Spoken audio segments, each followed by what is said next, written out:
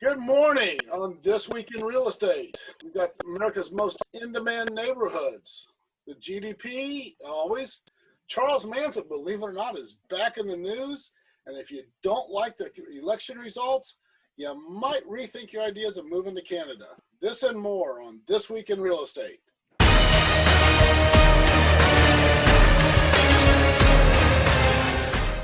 Hi, I'm Jeff Belomo with Belomo and Associates. People come to our estate planning and elder law firm in all phases of life.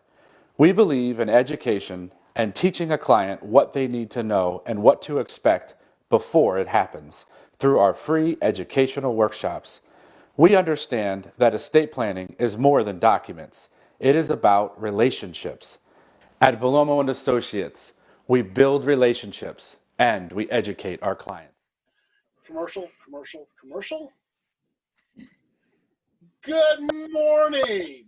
We are joined by, we've got to get the ladies first. So Adair Whitmer is in the house holding up the show. The guy over there in the upper left is Ken Pitts, and I, of course, am Paul Chase. Welcome, guys. How are you doing? Wow. Excited. Excited to be here, Paul. Something other than looking at political commercials. I'm excited to be here. Yeah, nice. Yeah, I think we ought to make, I'm all for free speech, but personally I wouldn't mind supporting a constitutional amendment banning political ads until 30 days before an election. Yeah. About 30 minutes before. Election should only be 2 months long. 2 months of campaigning. That's it. That's all they should get. Anyway, so in the news, Realtor.com, I'm loving Realtor.com. They got all kinds of cool stories. America's most desired neighborhoods. We're not going to go through them. Most of them are in upstate or in New England. One's just outside of Boston, Rochester, New York. It's a suburb of Colorado Springs. Unfortunately, nothing in Pennsylvania made the list. What I am seeing, though, is a trend towards high walkability. Historic towns would tend to be just outside of a major metropolitan area. Again, just outside Boston. Rochester, I don't think it's close to anything. And then just outside Colorado Springs. Well, we're seeing that if you just look, for example, at some of the communities that sort of changed their focus, and I'll just choose Delaware County as an example, and Media became a walkable city years ago, a small town, but it continues to thrive because of that. Havertown changed their strip to be a walking center, and it's become a town that attracts a lot of young people. They want to live there. They want to be able to walk down the main drag, be able to go to a restaurant or well, right now in COVID, who's doing what? But they were set up that way that there was shopping and restaurants and bars all within walking distance of the housing around the area. Westchester revitalized itself, a couple decades ago that way, and that trend is continuing. We look in Chester County at places like Kennett Square, Oxford, Oxford's trying to get to that point. But you look at Kennett Square; they've made a really successful transition as a walking town, and it's made them economically vibrant as a result. It was just in Oxford the other day, and I know Oxford has a Boston market. I thought they died out 10 years ago completely. They are back. For some reason, they chose Oxford. So I saw the same thing, Paul. I was like, I think that was historically one of the first Pizza Huts that were ever built, and then it became a Boston market just recently, and I think everybody was in shock, but. They're making an attempt. They're trying to make that a walkable small town, and they're working on it. Lancaster, I think, is walkable. The only thing I see missing in Lancaster City itself is there's not really a grocery store. You've got a few little bodegas here and there, but interestingly enough, most of the major grocery stores are literally within a mile outside of city limits. Is that important though for a walking city? To make it a walking city? Well, it all depends. If you're walking to work and walking to go get your coffee and you buy a house just for walkability. And then you got to go to the grocery store to get your steak and potatoes and your chicken, and you actually got to go get a car or take a bus, then it can be. I see. So not like having Lancaster has the downtown market. You could get all your stuff there. You just would have to wait to have it be Tuesday or Friday. That's not enough, having a market? Just saying. I mean, you definitely got to change your life for, you know, a market that's not no market's 24/7 anymore. They used to be. The COVID killed that. Interesting. But, you know, I guess Lancaster City tends to rank a little higher, you know, with the central market, but still, if it's not available at Central Market, then what do? I guess you got to go outside. Danielle Hale, the economist from, again, Realtor.com. I do like that site. Nationally, the housing market is leveling off. Prices are high, demand is high, supply is low, but it's seasonal. We cross Halloween and into the seasonal lull, which is expected to be the strongest seasonal lull and the strongest winter we have had. But we're starting to see home prices, new listings and new pendings are starting to level off. So is that seasonal? Is it that prices have gotten so high, people are being squeezed out? I know the conversation for the season has gone from whose house are we going to for Thanksgiving as to are we having Thanksgiving or how do we have Thanksgiving? Yeah, I think seasonally, we always see a pause in the market as we approach Thanksgiving. The real estate market has traditionally always seen a pause this time of year. The question, I think, is what the level of pause is going to be. We still have a protracted buying season, which is why they're expecting that the winter months are going to be the strongest real estate months that we've seen in years. It's because we're a quarter off. We're a quarter off because we had a complete dropout of the second quarter. And so we're probably going to see that continue, but there's always, it's a holiday focus change. I mean, people are thinking about other things. And like you said, Paul, it's not that they're not going to be thinking about Thanksgiving and Christmas. They're just going to be thinking about it differently. How are we going to have Thanksgiving and Christmas, and how, and those types of conversations are going to go on. From a market standpoint, I mean, two good things have happened. Builder permits are up, so we're seeing more new construction housing happening. That ultimately takes some of the pressure off the market, so buyers have more choices, and that will actually help level out prices in kind of an odd sort of way, because right now existing house prices have been shooting up because there's been no new construction. Once you get new construction in the market, that levels off existing price wars that were going on existing housing. So it should, by definition, help to level things out, to have a little bit more supply in the marketplace. I always found it, we were talking about this earlier, I always found it odd that it will get very quiet between Thanksgiving and December in terms of people putting offers out, compared to what it was maybe in September and October. But that week after Christmas has always been very active. People are home from vacation and they get out and start, looking at houses. It'll be really interesting to see how this run between Thanksgiving and December goes. But I do expect it still to remain probably more active than we've seen in the past. But it will statistically probably slow down some from what realtors were experiencing in September and October. Do you guys happen to know, I just have a real quick question. Do you guys happen to know if this COVID thing and the housing market and just the trends that we're seeing right now, is that going to affect the kind of houses that people are looking for? And by that, I mean, like open floor plans is like this big thing, but are people considering now the importance of having space for entertaining, more of that outside? Or, well, how is it affecting the structural things that they're looking for in a house, or is that changing at all? Go ahead. Go ahead, Paul. Because I'm seeing that it's kind of interesting. There's a lot of different forces at work. more and more people are, we've been talking about this for weeks, that people are migrating from the city out to the suburbs and out to more rural areas because they want the single family home and they want distance between them and their neighbors. How they use their space is very definitely being affected. We need clearly defined spaces. We're talking about now, Jazz, it's a little harder to do in the winter, but in the spring, we're going to see, I think, the landscapers are going to be really, really busy building more outdoor spaces. So how do we take advantage of the outdoors without having to go to the campgrounds and the national parks and the lakes?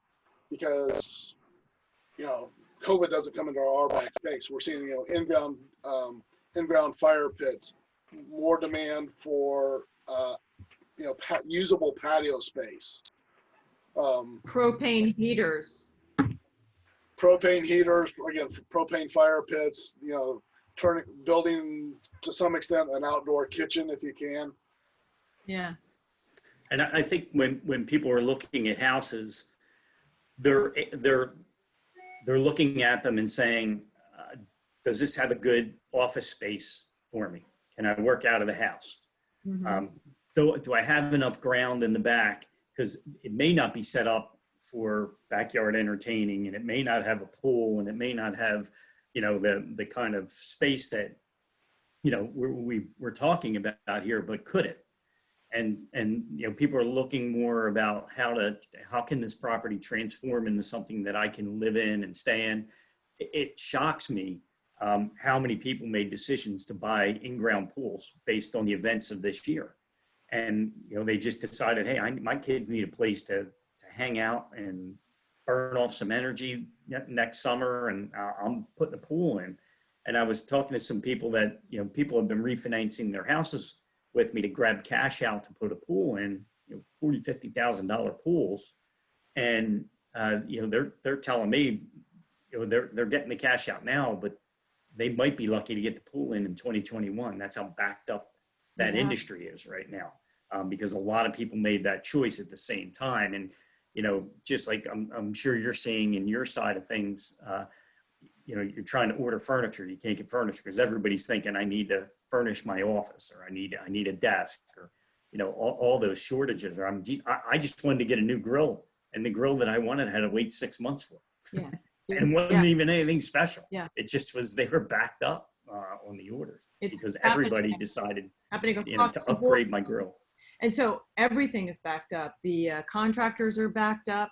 So what, you used to be able to put something together in a couple months. Now you're waiting 6 months or even, more than that. And people have to exercise a lot of, planning, and in the plan, they have to exercise a lot of patience because it takes a long time to have all these parts and pieces pulled together in many cases. So you're exactly right, Ken. And I think going back to your, the original question was, I just think people are looking at houses differently. They're looking at what they perceive their needs are going to be, and is this house going to accommodate that? Yeah. Can I get the office? Can I get the outdoor space like Paul was talking about? And, I think their evaluation of a home isn't so much what it has, but what it can be, which is a little bit different. Now, slightly related to that is we're seeing more and more municipalities wanting affordable housing, which tends to be multifamily, townhomes, condos, even rental. There's still a high demand for rental apartments. So there's that demand, but the buying public says, we want our space. We want single family homes on quarter acre or third acre lots. But the supply and the demand and the zoning isn't moving that way. And interestingly enough, I'm still surprised. I did a Google search this morning on repurposing commercial spaces. I still pick on York Galleria Mall that is primarily empty. If anybody's still there, I'd be really, really surprised. But just repurposing commercial spaces for living units of some type. The one builder I saw that was doing that said costs are running 16% lower, but what's getting in their way is the municipalities and their zoning requirements. So you can't turn, you could see a commercial space being great for multi-housing, but you're saying that the zoning is not allowing for it to be turned in from a commercial space to a living space. Is that correct? it's a complex issue, and it takes a lot of changing. The thought of turning a shopping center into living, a multi-family living space. From my standpoint, it makes a lot of sense. You got a lot of vacant real estate just sitting there with, you got to redo the plumbing and all of that, but you still got electric already run. You've got high capacity sewer, high capacity plumbing. It's all there. So all we got to do is reconfigure it. The shell of the building is there. Even if we have to knock it down and put up something new, the footprint doesn't change. And that would certainly go a long, long, long way towards affordable housing if they could avoid what I call Cabrini Green, or the housing projects that they put together in Chicago. Yeah, it's interesting. There used to be a mall in the western part of Delaware County, which was the Granite Run Mall, and they repurposed that entire location and formed a town center. And they put some high-rise condos up, and then supported that with a restaurant and shopping facility, and which is all walkable. And one of the units it's a setup as a 55 and older, and everything they need is right there. And then across the street's a hospital. So they had everything self-contained, and literally you could walk and get to it. And it's interesting. They sold out very quickly on those units. I think it's a great idea. Okay, moving on. If we want to go to Los Angeles, I don't know why anybody would, but hey, to each his own. The house where Charles Manson did his thing was sold last year for $1.89 million. It's back on the market for $2.2. And the sad thing is, it's just a little 2-bedroom, 2-bathroom house that made all of the newspapers, and it can be yours for just over $2.25 million. Hey, what some people won't do with their money. It's amazing. And it's a little bitty house. So Adair, how do you decorate that? I don't know. The black and red colors. I can't go there. I don't even know. It does have some issue, just because it is the Helter Skelter house. And then you leave it alone, and then you charge people admittance. And for all of you who have been threatening for years to leave the country and move to Canada just because you don't like the president, there's an article that came out. It's not as easy. The Canadians don't want us. And just because you don't like the president is not a really good reason. Can you blame them? No. So, Adair, last week I think we were talking. You had your special report on home office design, and today we're going to talk about the second half of that, or the next part. I think it was how to make it a really cool, beneficial space, other than just, hey, when I was in college, my home office was a door stung between two sawhorses, and that worked. I love your home office now, by the way. Look at that. Yeah, let's hear it for Zoom and virtual backgrounds. That's awesome.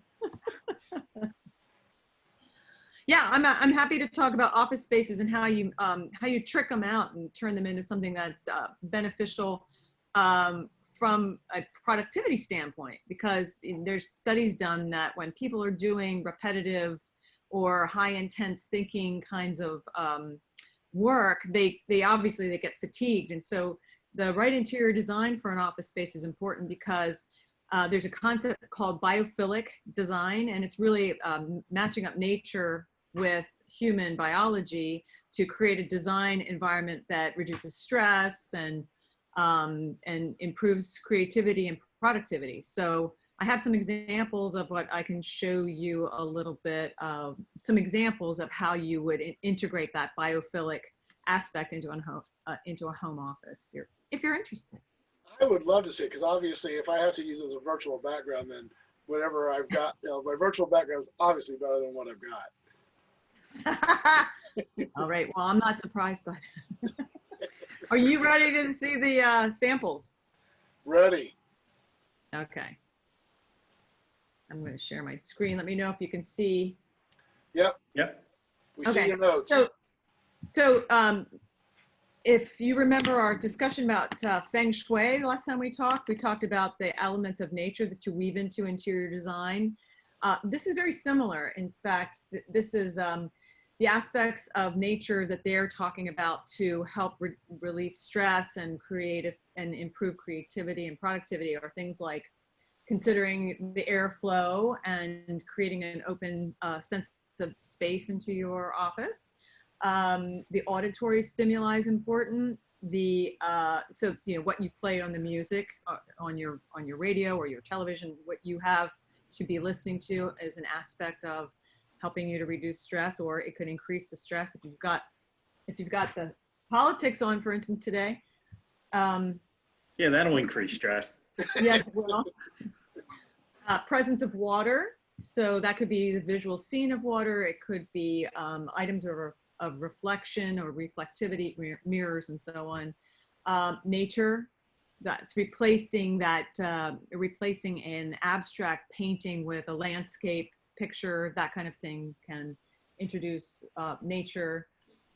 Colors and textures of nature. I think the color of an office is really, really important. And I would lean towards colors that would create a sense of serenity or peace or lightness. Whatever space in nature that you enjoy the most should be reflective in your office space. So if you like going spelunking in caves are your thing, maybe a darker environment, a cozier environment is going to be conducive to you. But if you are a beach goer or whatever, so I'll show you some ideas for that. And then the diffusion of light. Light is kind of my magic design element is, how you diffuse light in a room. So in an ideal scenario, like in my office, I've got like 28 windows. I get to see the diffusion of light from morning till evening. So I'm able to get a sense of the conditions of nature because I've got so many windows in my office. And that's another aspect that this study is suggesting is a good idea. So I've just got a couple of examples of, I think, offices that really work. So this one obviously has lots of windows, which not everybody has the opportunity to have. But I think if you can find a space that has more light in it than not, or windows, that is a better office space than if you're, say, in the basement, Paul, which I think is where you are. Yep. Am I right?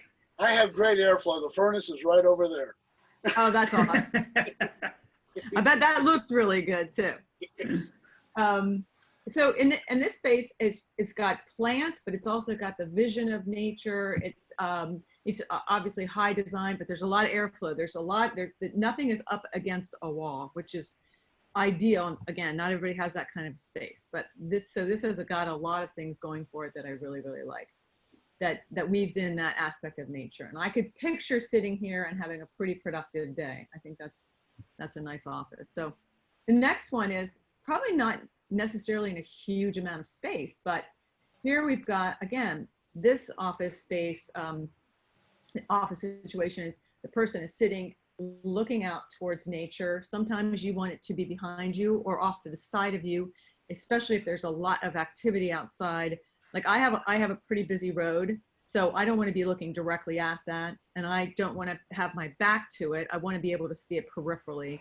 And but some people are cool with a scene where they're looking at the nature because it's still for the most part. Now see, I was ahead of my times. Look at that desk. It is a board strung between two sawhorses. It really is. A lot more tastefully done than what I had in college, but still. But it is a pretty groovy desk, I have to say. I do like it. So the next one demonstrates. I recently heard a study that you should have one thing on your desk. I mean, you can have plants and things like that, but one work item on your desk, it should be 50% or more clear. And that is a stress reducer. I mean, I really started practicing that, and I'm here to say that really has helped my productivity and my focus, because I used to have multiple projects open on my desk, and you can imagine your head is just kind of popping from one to the next. And when you wipe away everything on your desk and just have your one project open in front of you, it forces you to focus and it gives you some visual breathing space. So I think that's a good one. This is nice because it's showing that not only is the desk relatively clear, there is organization. For everything in your office, you should have some sort of a space, some sort of an organizational platform.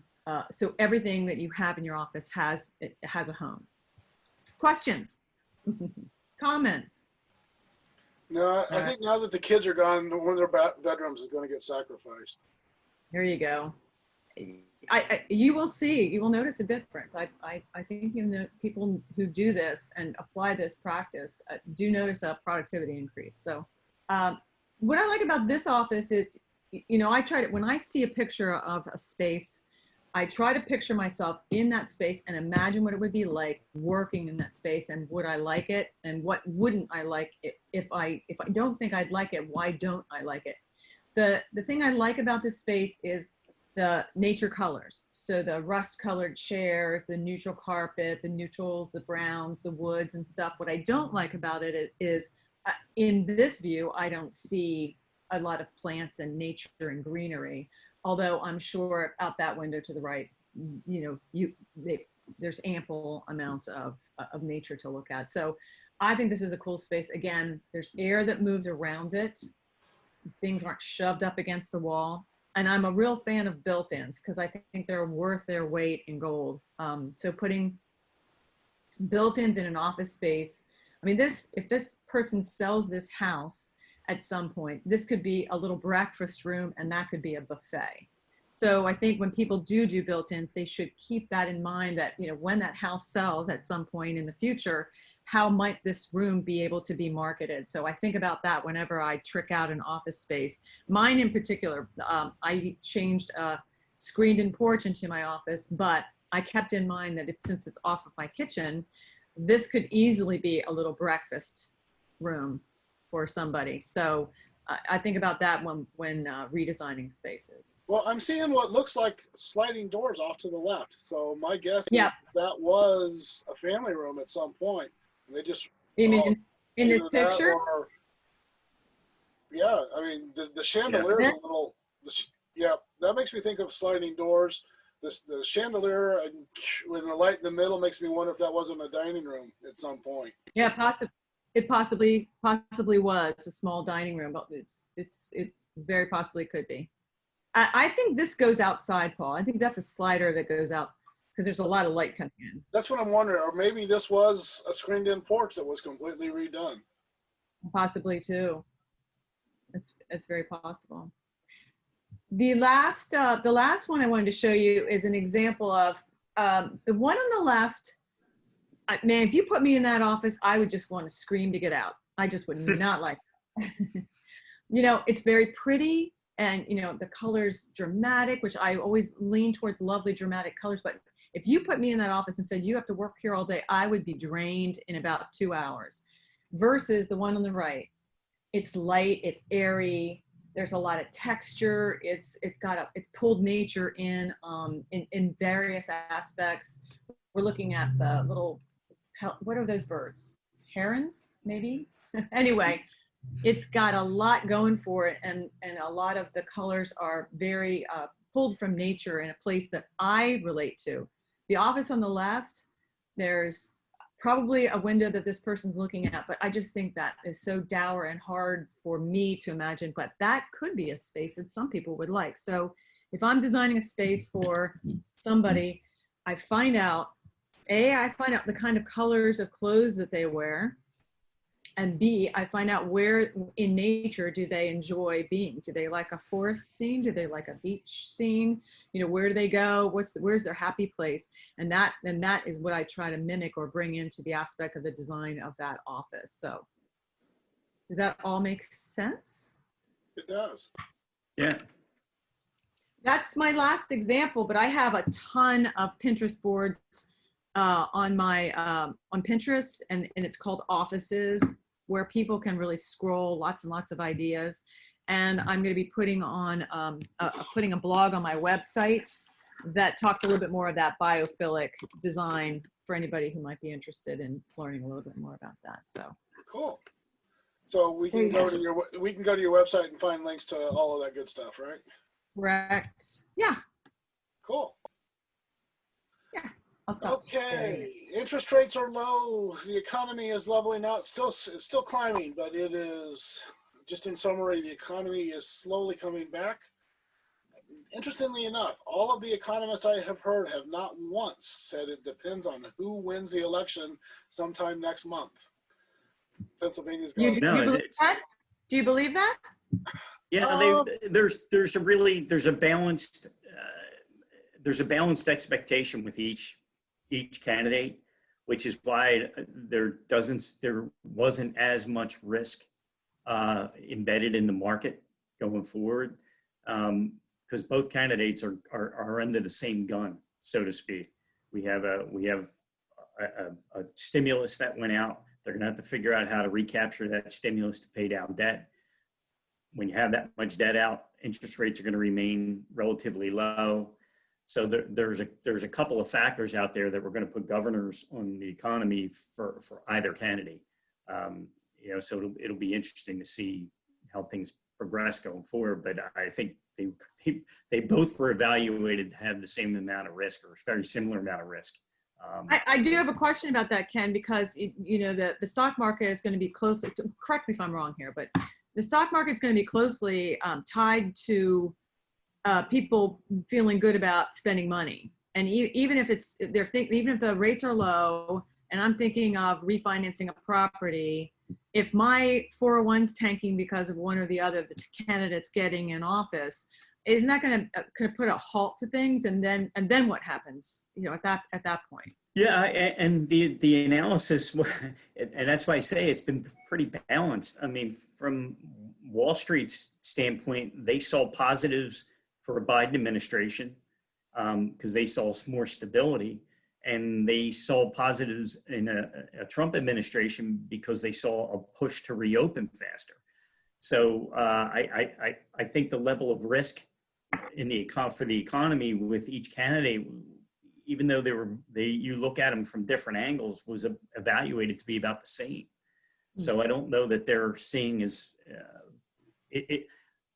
there's not as much risk as what happened in 2016. I mean, the next day after the election, it was a nightmare, particularly in the interest rate market, and we didn't see that this time around, or at least we haven't yet.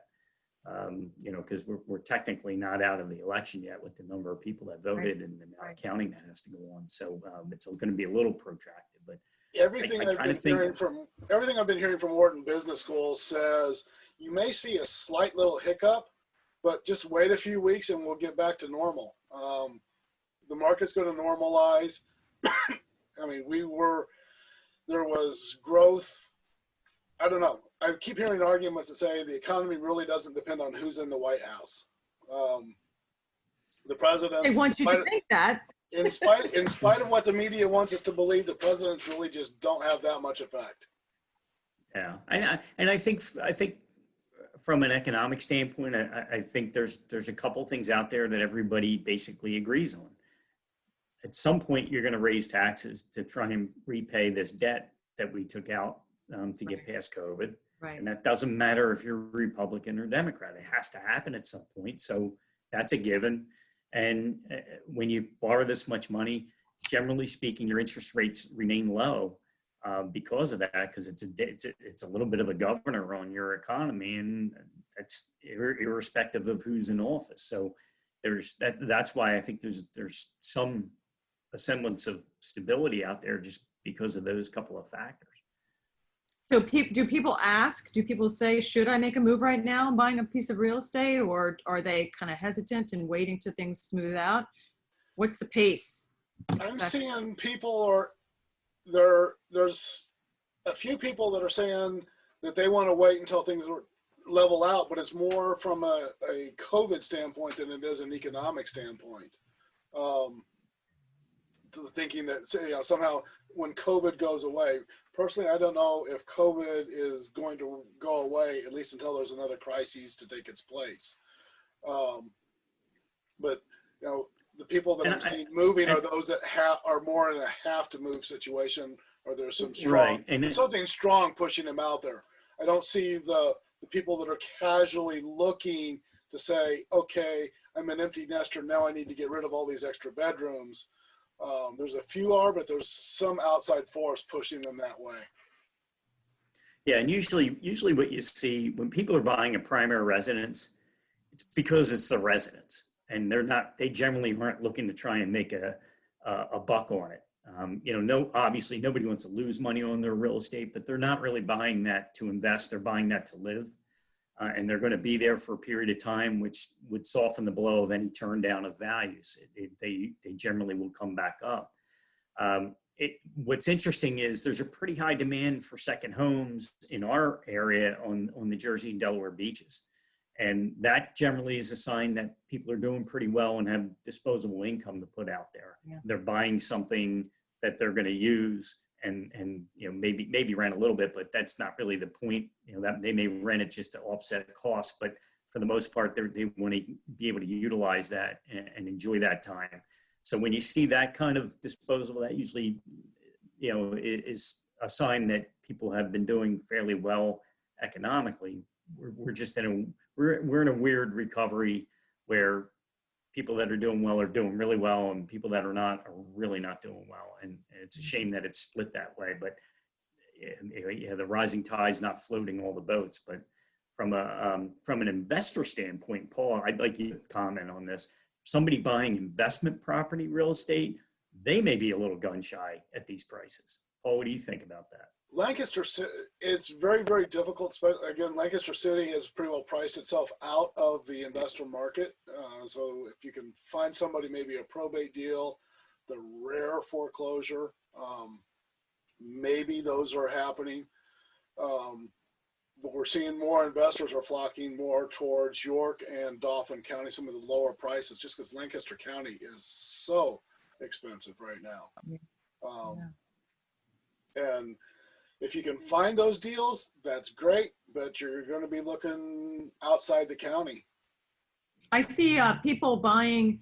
I was looking at a property yesterday, meeting with a contractor, and people seem to be buying units or townhouses downtown in Lancaster, and they are turning it into like a 2-unit rental situation.